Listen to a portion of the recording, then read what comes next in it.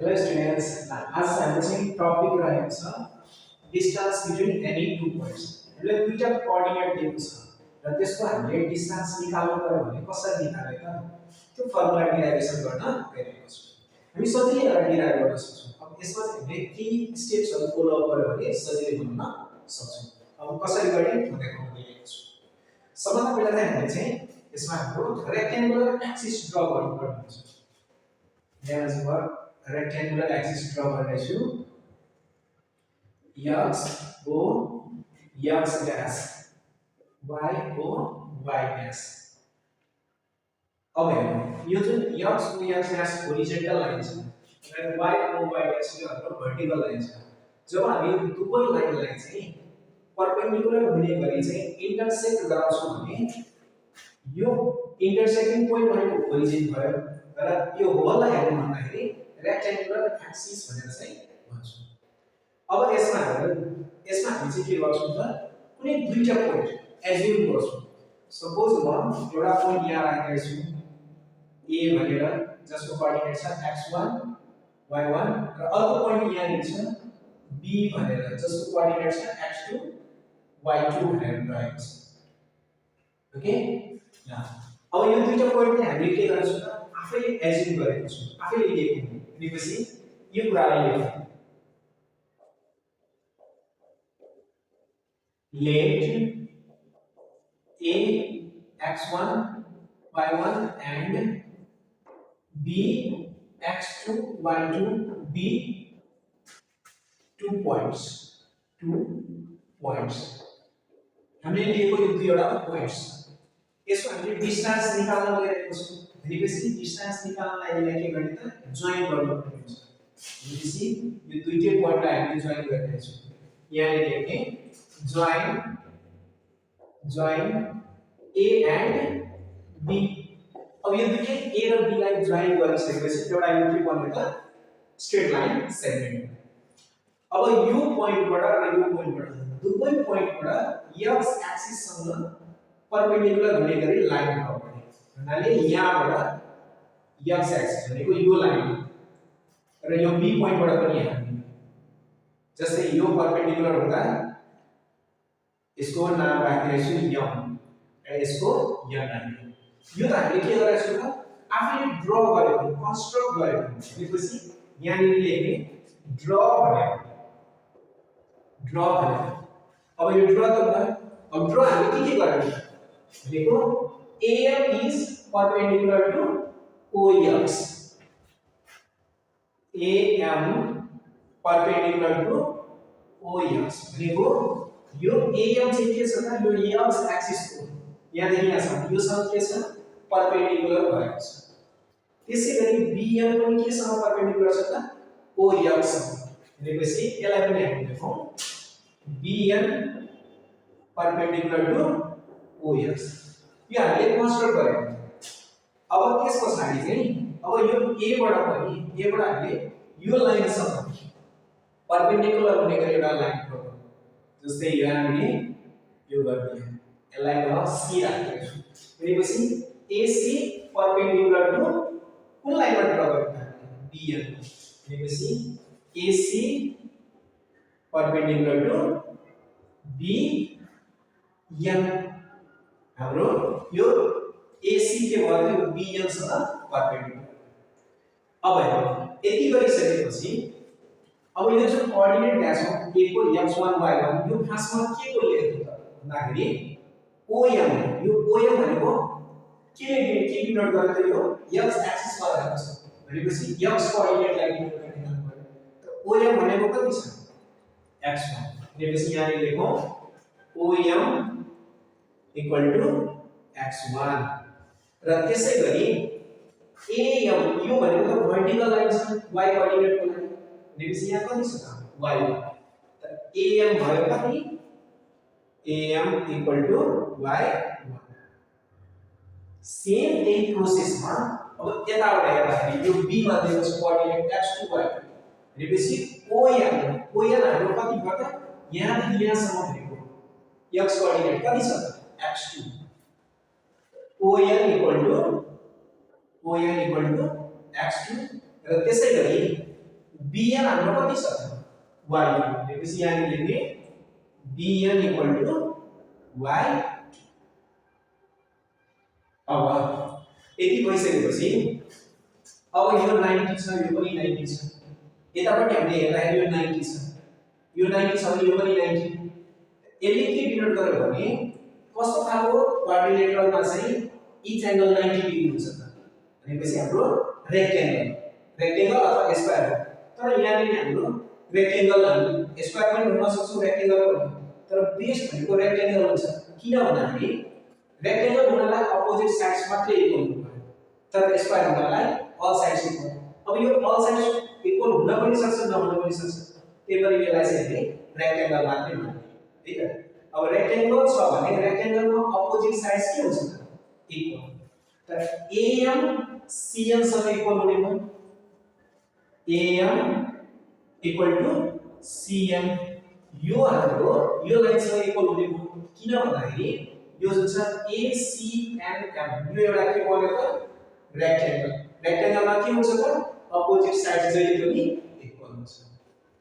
अब AM CN सँग equal छ भने AC के सँग इक्वल हुने यो भनेपछि AC equal to M N यति भइसकेपछि अब हामीले चाहिँ यो जुन ट्रायंगल छ ABC यसलाई कन्सिडर गर्यो भने यो कस्तो खालको ट्रायंगल बन्यो त एउटा राइट एंगल ट्रायंगल छ भने हामी यसमा पाइथागोरस थ्योरम युज गर्न सक्छौं। अब पाइथागोरस थ्योरम युज गर्नको लागि हामीलाई पहिला यसको लेन्थ चाहियो यसको लेन्थ चाहियो यसको लेन्थ चाहियो। अब हेर्नु AC को लेन्थ निकाल्नको लागि कसरी निकाल्नु पहिला हामीले त्यसको लेन्थ निकाल्नु पर्छ ल म यहाँ पहिला लेख्छु triangle ABC is a right angle triangle यो हाम्रो ABC ट्रायंगल भनेको कुन ट्रायंगल हो त राइट एंगल ट्रायंगल।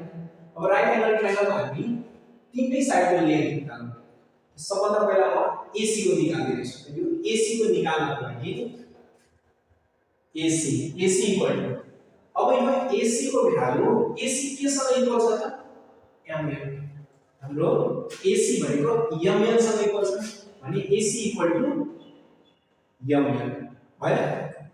अब यो MN को लेन्थ निकाल्नको लागि यहाँ राख्नु O देखि M यो टोटल यहाँ देखि यहाँसम्मको जति लेन्थ छ त्यसबाट यो O देखि M सम्मको यति लेन्थ यो होलबाट यति सबट्र्याक्ट गर्यो भने यो लेन्थ आउँछ यो आउने भयो किनभने हेर्नु O देखि M यो टोटल लेन्थ यहाँ देखि यहाँसम्म जति छ त्यसबाट यति सबट्र्याक्ट गर्यो भने हाम्रो रिजल्ट आउँछ MN को लेन्थ भनेपछि हामीले के गर्नुपर्ने रहेछ त ON माइनस OM यानी लेख्ने ON minus OM।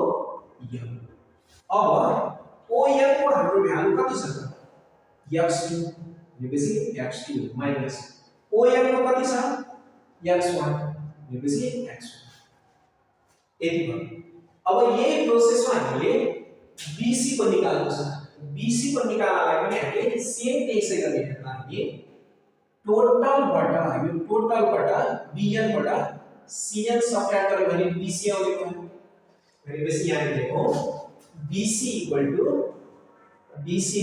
BN minus CN। अब BN को भ्यालु कति छ त y2 माइनस यो CN के सँग इक्वल छ AM भनेपछि एक स्टेप हामी पहिला लियौ AM अब y2 माइनस यो AM के सँग इक्वल छ y भयो। हामीले AC साइड पनि निकाल्यौ BC पनि निकाल्यौ अब AB को लागि म सपोज गर्दै रहेछु स्मल d यसको लेन्थ भनेको स्मल d ले डिनोट गरेछु भनेपछि अब यो राइट एंगल ट्रायंगल छ भने हामी यसमा पाइथागोरस थ्योरम युज गर्न सक्छौं। पाइथागोरस थ्योरम युज गर्न सकिन्छ भने using Pythagoras theorem we get अब हामीले पाइथागोरस थ्योरम युज गर्यो भने यसमा हाइपोटेन्युज भनेको के छ त AB छ भनेपछि यसलाई हामी AB square equal to base भनेको हाम्रो के छ त AC भनेपछि AC स्क्वायर प्लस अनि परपेंडिकुलर के छ BC भनेपछि BC स्क्वायर यो भनेको h स्क्वायर हाइपोटेन्युज को whole square equal to base को होल स्क्वायर प्लस परपेंडिकुलर को होल स्क्वायर यसमा हामीले h square equal to p square plus b square भनेर लेखिराख्नु पर्दैन हामीले चाहिँ सिम्पली त्यसको सट्टामा हामी के गर्ने त नामै राख्ने अब अड अब यहाँ चाहिँ AB भनेको के ले डिनोट गरेको छ त b ले भनेपछि b square d square equal to अब AC को कति आयो AC भनेको x2 x1 को होल स्क्वायर प्लस BC भनेको y2 y1 को होल स्क्वायर अब हामीलाई त d को मात्र निकाल्नु छ distance therefore d equal to root under x2 x1 को whole square plus y2 y1 को होल स्क्वायर भनेपछि हाम्रो डिस्टेंस फर्मुला के भयो त d equal to root under x2 x1 को whole square plus y2 y1 को होल स्क्वायर यसरी हामी सजिलै के गर्न सक्छौं त डिस्टेंस निकाल्न सक्छौं अब यो जुन छ नि हामीले यसलाई लेखिराख्नु पर्दैन है बुझाउनलाई मात्र मैले यो गरेको यसलाई पछि भेट्ने अब यो फर्मुला आइसकेपछि हामीले अब योसँग रिलेटेड प्रब्लम्सहरु हामी सजिलै सल्भ गर्न सक्छौं यो त हाम्रो डिस्टेंस फर्मुला यसरी हामीले के गर्न सक्छौं त डिस्टेंस कुनै पनि दुईवटा पोइन्ट दिएको छ भने त्यसको सजिलै हामीले डिस्टेंस निकाल्न सक्छौं अब हामीले फर्मुला डेरिवेसन बनाउने यसरी हामीले बनाउने हो अब मानौं यसैमा कुनै दुईटा पोइन्ट्स दिएको छ र त्यसको चाहिँ डिस्टेंस निकाल्न हो भने यो फर्मुला युज गरेर बनाउनु पर्ने हुन्छ म एउटा एक्जाम्पल यो फर्मुला युज गरेर एउटा एक्जाम्पल पनि गर्छु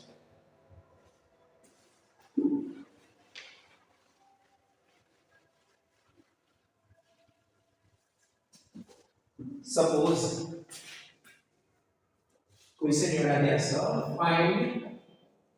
find the distance between 4 5 and 3 2 suppose हामीलाई यो दुईटा कोअर्डिनेट दिएको छ अब यसलाई हामी डिस्टेंस निकाल्नु पर्यो भने कसरी सम्बन्ध पहिला हामीले चाहिँ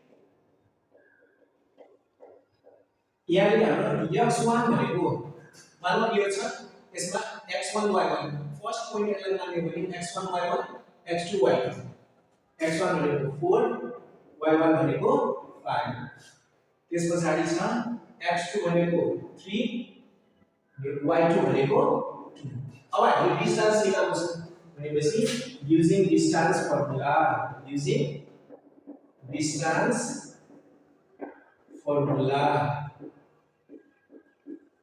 we get अब हाम्रो डिस्टेंस फर्मुला भनेको d equal to root under x2 x1 whole square plus y2 y1 whole square भनेपछि x2 हाम्रो कति छ 3 3 x1 कति छ 4 होल स्क्वायर प्लस y2 कति छ 2 y1 5 होल स्क्वायर अब हामीले 3 बाट 4 सबट्र्याक्ट गर्दाखेरि -1 भनेपछि -1 को होल स्क्वायर प्लस 2 5 भनेको कति -3 को होल स्क्वायर अब 1 -1 को होल स्क्वायर 1 प्लस -3 को होल स्क्वायर 9 गर्दाखेरि कति आयो √10 अब √10 लेखिसकेपछि यहाँ लास्टमा हामीले युनिट्स भनेर लेख्नु पर्ने हुन्छ यो चाहिँ हामीले जे पनि कुनै पनि पोइन्ट्सहरुको चाहिँ यदि हामीले दुईटा पोइन्ट्स दिएको छ र त्यसको डिस्टेंस निकाल्न हो भने फाइनलमा हाम्रो युनिट्स अरु दिएको छ भने हामीले लेख्ने छैन भने चाहिँ हामीले युनिट्स भनेर चाहिँ लेख्नै पर्ने हुन्छ यसरी चाहिँ हामीले सल्भ गर्छौं ल यसरी चाहिँ हामीले चाहिँ डिस्टेंस फर्मुला बनाउन सक्छौं ल आशा छ मलाई यहाँसम्म विद्यार्थीहरुले चाहिँ बुझ्नु भयो होला यदि केही प्रब्लम भयो भने कमेन्ट सेक्सनमा गएर कमेन्ट गर्न सकिनेछ। ल अर्को भिडियोमा चाहिँ म चाहिँ सेक्सन फर्मुला इन्टरनलीको र एक्सटर्नली मिड पोइन्ट सबैको क्रमैसँग चाहिँ भिडियोहरु बनाइदिने गर्छु। र यहाँसम्ममा केही प्रब्लम भयो भने कमेन्ट गर्न सक्नुहुन्छ।